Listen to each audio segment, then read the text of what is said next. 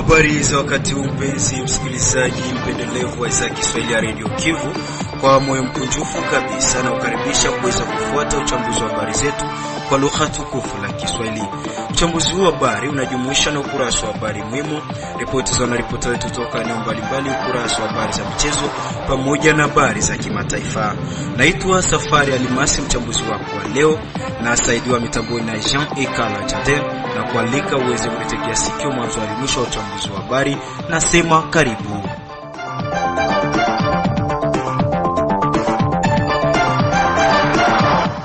Na kabla kuingia kwenye undani wa uchambuzi wetu wa habari, unakuwa unapata fursa ya kuweza kufuata habari muhimu ambako za leo zaletwa kwenu na mchumbe mkulima na Fatuma. Karibu mchumbe.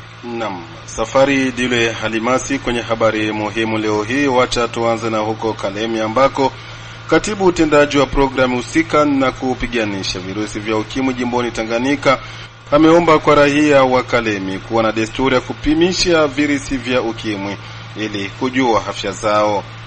Habari zetu muhimu pia zitakuwa na huko Benin ambako jaribio la mapinduzi ya kijeshi limezuiliwa mapema asubuhi ya Jumapili ya tarehe 7 Disemba nchini Benin. Hivyo ni baada ya kundi moja la wanajeshi nchini humo kutangaza kumuondoa madarakani Rais Patrice Talon kwenye televisheni ya taifa. Safari Dilo Alimasi naweka nukta kwa habari muhimu. Asante mchumbe wa mkulima na Fatuma kwa usomaji wa habari muhimu. Tuanze uchambuzi wetu wa habari tukianzia na paka katika mji wa Baraka. Kamanda wa MPLCF Pelsere ni Itongwa ameomba kwa vikundi mbalimbali vya wazalendo vya mjini Baraka na tarafani Fizi kuto kugombana wakati huu ili kutoleta mgawanyiko ambao unaweza kumpa nafasi adui kujipenyeza kiurahisi. Akiwa mbele ya maiki ya redio yako, Kamanda Rene Tongo amesema kuwa huu si wakati wa marumbano kati ya wazalendo, bali ni muda wa kuungana kwa pamoja kwa ajili ya kutetea nchi na raia wa Kongomani. Leo wazalendo, jina ni moja la uzalendo, lakini makundi ni mengi, na hiyo makundi kuwa mengi inatokana na tabia mbaya yenye sisi wazalendo tunaenda kuiga. Kila mtu iko najisikia sisi ni wa mtu fulani, na wakati mwanajeshi hawezi kuwa wa mtu fulani. Sisi ni wanajeshi wa kutetea raia, kulinda raia na mali yake, na kulinda mipaka ya nchi. Hatuko hapa kwa ajili ya kunyanyasa raia. Kwenye tuko ni lazima raia ijisikie imekombolewa. Sisi ni wakombozi, na tuko tunaenda kugomboa raia yenye nateswa na M23. Sisi tulisimamishwa na Mungu kwa ajili ya ukombozi, na ikiwa tulisimamishwa na Mungu kwa ajili ya ukombozi ni lazima uanzie kwenye tuko, sio kusema kwenye tulisha gomboa ndio tuendelee kunyanyasa raia. Isingelikuwa sisi kusimama pamoja na nguvu tulizopewa na Mwenyezi Mungu kama tayari adui iko hapa, lakini kwa sababu ya kusimama kwetu na Mungu akasema simameni, tulisimama na adui haipiti. Muda unafika wa ukombozi, haiko muda ya kunyanyasa raia yetu. Matatizo yenye tuko nayo inakuwa ya sisi kwa sisi. Adui anamonte ma strategy za mingi. Sasa wengine wenye hawana nguvu na buda za Mungu ndani yao wanaona ubaguzi ni kitu cha lazima, wanaona kuchukiana ni kitu cha lazima, wanaona kupigana sisi kwa sisi ni kitu cha lazima. Lakini sisi tuko na uwezo wa Mwenyezi Mungu, tunaongozwa na Mungu. Mungu wetu haruhusu sisi kuwa wabaguzi. Mungu anasema tupendane sisi kwa sisi, tuwe na umoja kusudi tushinde adui. Uongozi wa watu wenye kuwa na ulemavu mjini Baraka umeomba kwa idara mbalimbali za kiserikali waajiri pia watu wenye kuwa na ulemavu, kwa kuwa wao pia wanastahili na wana elimu ya kutosha katika fani mbalimbali za uongozi. Akizungumza na Radio Kivu, Bwana Kelondagwa Mupenda Ribaba, mwenyekiti wa watu wenye kuwa na ulemavu mjini Baraka, amesema kuwa mlemavu ni mtu kama mwingine na pia ana haki ya kushirikishwa katika ngazi zote na kuchangia kwa maendeleo ya nchi. Kwa serikali, kwa mashirika ya kiutu na wengine wote ambao wanaendelea kutusikiliza ni kwamba waendelee kushikilia mlemavu kama ni mtu ambaye ana manufaa katika jamii. Kuna mashirika ambao hayo inasema kwamba hawawezi kutia mlemavu katika kazi yao. Hiyo ni hapana. Sheria ndio inaongoza nchi, na katika nchi yetu tuna sheria ambao inatetea haki za walemavu. Kumbi wakati mlemavu naye anakuja kuomba kazi kwenye shirika, inabidi kumupatia naye ile bahati kufatana na ile kitu, ile jambo ambayo inapatikana ndani ya elimu yake. Ile ambao anajua inabidi kumupatia aifanye, isikuwe tu ile ya kumubagua juu ya kusema iko mlemavu, anavunjika mkono, anavunjika siwe jicho, mkuu, na pale mtu banamkataa juu ya ile tu matatizo. Watu ambao wanahusika na mambo ya afya, tuna wandugu zetu wengi sana walemavu ambao wanasumbuliwa na matatizo ya kiafya. Waangalie namna gani wanaweza kuwa wanakamata wale wandugu zetu, wanawapatia matibabu purke waendelee kupata nao afya nzuri.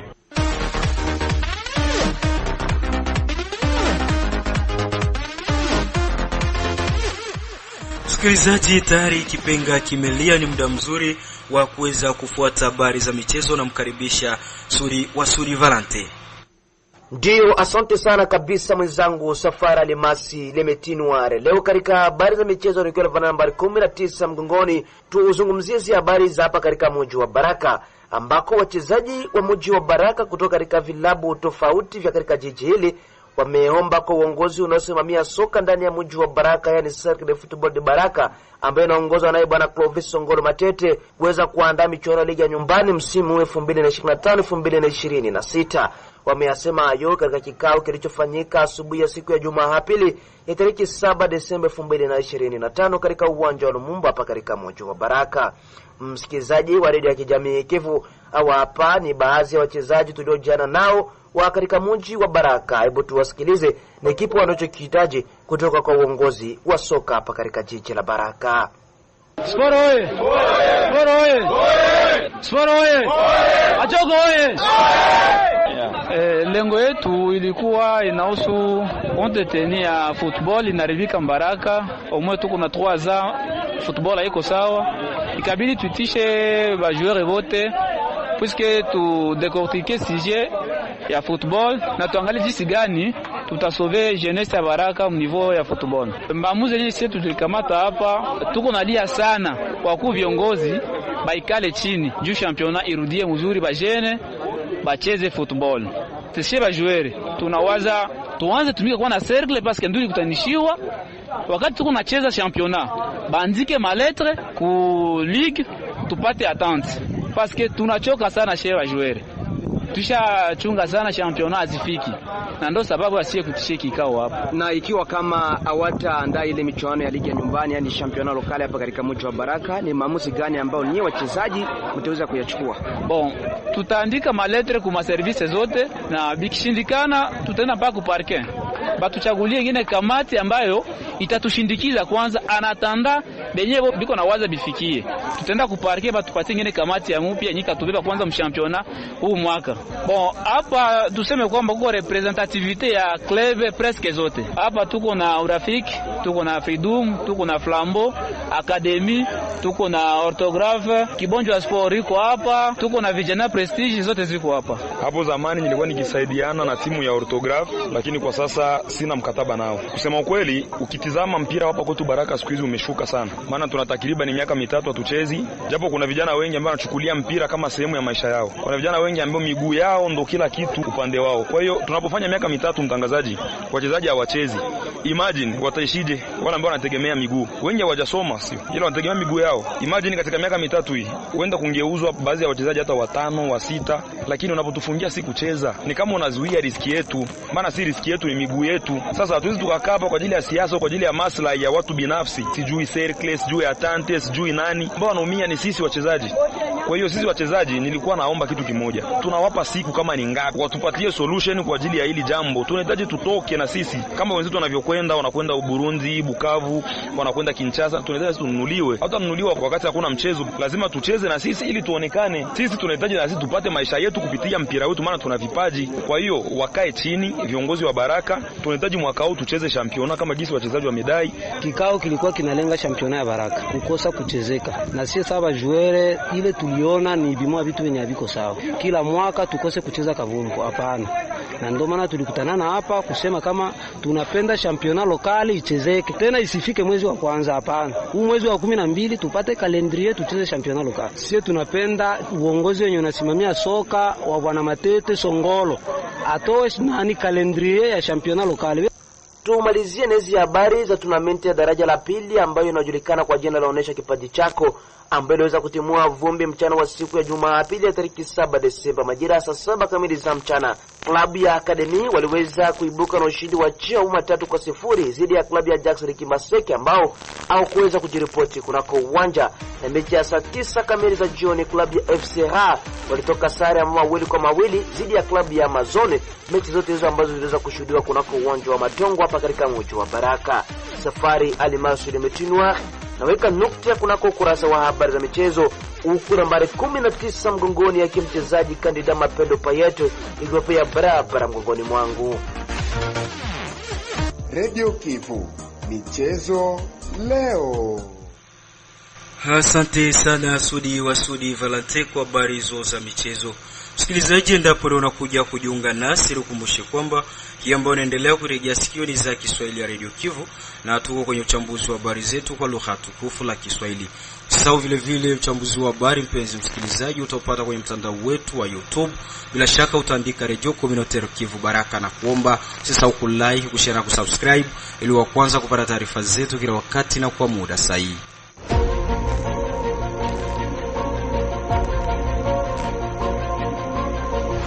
Ukitaka kutengenezesha vyombo vya kielektronik na kununua vifaa vyake vya akiba ima pièce de rechange, jibu lako ni kampuni ya BBC Elia Baraka Aibaz. Na hivi sasa tujielekeze katika mkoa wa Kivu ya Kaskazini huko Butembo. Ni kwamba hadi iliyotolewa na waziri wa michezo na burudani mwaka 2018 Bwana Marcel Bilomba akiwa ameambatana na Julien Paluku ya kujenga uwanja wa mpira mjini Butembo, hivyo ni kisha klabu ya FC Nyuki kutoa ubingwa wa toleo la 54 la kombe la Kongo, ilikuwa ni uongo kwa kuwa ujenzi wa uwanja huo haukuwa kwenye bajeti ya taifa. Ndivyo amehakikisha yo Bwana Kibakose Moise, mbunge wa jimbo la Kivu ya Kaskazini mchaguliwa wa Butembo. Ndani wa taarifa hii na Izangosu Mviswa kutoka Butembo. Ni kupitia barua ambayo aliandikia waziri wa ndani na yule wa bajeti na pia kupea kopi Prime Minister. Kibakose Moise, mchaguliwa wa Butembo, amefunua kwamba katika mahojiano na waziri wa sasa wa michezo hakuna bajeti inayohusisha kujenga uwanja wa mpira wa kisasa katika mji wa Butembo. Majibu haya ya waziri ya usikae na michezo DRC yalihuzunisha mwanabunge mchaguliwa katika mji wa Butembo, muda ambapo ahadi za mwaka 2018 kutoka viongozi wa ngazi za juu zilitangazwa katika mji, muda ambapo Nyuki ya Butembo ilichukua kombe la Kongo. Ni kwa hiyo Kibakose Moise aita raia mjini Butembo kutokuwa katika kizungumkuti cha wafanyasiasa na kuendelea kuwapigia makofi muda ambapo wataka wachaguliwe. Tuliandika barua ya kuambia ministre kumkumbusha ya jinsi waliwezaka kuagania jiji la Butembo ujenzi wa stade. Na wakati tulifanya naye deba, ministre akiwa asiste na conseiller wake mwenyeko charge na ma infrastructure sportive, akaweza kutuambia ya kwamba tukaangalia ndani ya budget nil par hakuna kwenye banaandika ya kwamba Butembo tunapaswa kujengewa stade. Ndio maana tunaita population iache kukua na applaudir juu ya kila kitu inapitika. Ba politiciens tumekuwa tukifanya politike ya uongo, sio nzuri na haitasaidia mgini kwenda mbele. Tunapenda population iweze kufungua macho kusudi wakati yenye deputy anakuya bamuulize vitu vyenye vinalingana na kazi ya deputy, na ile inaweza kutusaidia kwenda mbele. Tujulishe kwamba timu la AS Nyuki ya Butembo lilichukua kombe la Kongo mwaka 2018. Muda ule gari aina basi kubwa ilitolewa kwa timu hii, na hadi sasa gari hii basi haionekani tena katika mji ikiwasafirisha wachezaji. Butembo, Nzankosu Muviswa, Radio Kivu Baraka. Asante sana Zangos Movies wa Kapuni kwa ripoti yako kutoka huko Butembo ambako ni baadhi ya miji parikanao katika mkoa wa Kivu ya Kaskazini. Hivi sasa tujielekeze katika mkoa wa Tanganyika, makao makuu ambako ni Kalemi. Katibu tendaji wa programu husika ya kupiganisha virusi vya ukimwi jimboni Tanganyika ameomba kwa raia wa Kalemi kuwa na desturi ya kupimisha virusi vya ukimwi ili kujua afya zao. Mengi zaidi namkaribisha mwenzetu wa huko Kalemi Olombo Didier Doctor. Huo unakuwa ni wito wake katibu mtendaji jimboni Tanganyika wa programu ya kitaifa ikihusika na masuala ya kupiganisha maradhi ya ukimwi sida PNMLS jimboni Tanganyika. Alikuwa anatoa wito huu ni kuambatana na sikukuu ya kimataifa ya kupiganisha maradhi ya ukimwi kusherekewa kila tariki 1 Disemba. Kwa upande wake Daktari Didier Kaenga anakuwa anaeleza na kukumbusha kwamba virusi vya HIV sida vinakuwa vile vile naendelea kabisa kupatikana Kalemi na hata vile vile jimboni Tanganyika. Changamoto kama na hili anasisitiza linakuwa naendelea kabisa kusababisha maafa makubwa miongoni mwa jamii. Huyu anakuwa anaeleza kwa upande mwingine kwamba umri wa watu ambao wanakuwa kabisa wahanga wa maradhi kama na hiyo ya ukimwi ni wale wa miaka 15 hadi 50. Didier Kaenga akifahamu kabisa utata na maafa makubwa kusababishwa na virusi vya HIV sida, anakuwa nalika raia wa Kalemi kwa upekee na wale wa jimbo la Tanganyika kwa jumla kuwa na desturi ya kufanya vipimo vya hiari ili kufahamu hali yao ya afya, na hiyo ni kwa ajili ya kupungua masuala ya maambukizo. Nikiripoti kutoka Kalemi kwa niaba ya Radio Kivu, Olombwe Didier Doctor. Tukamilishe uchambuzi wa habari zetu na habari za kimataifa tukijielekeza huko katika nchi ya Benin. Jaribio la mapinduzi ya kijeshi limezuiliwa mapema asubuhi ya Jumapili ya tarehe 7 Disemba nchini Benin. Hivyo ni baada ya kundi moja la wanajeshi nchini humo kutangaza kumuondoa madarakani Rais Patrice Talon kwa televisheni ya taifa ya nchi hiyo. Mengi zaidi namkaribisha Isaac Mulucha Ashibe.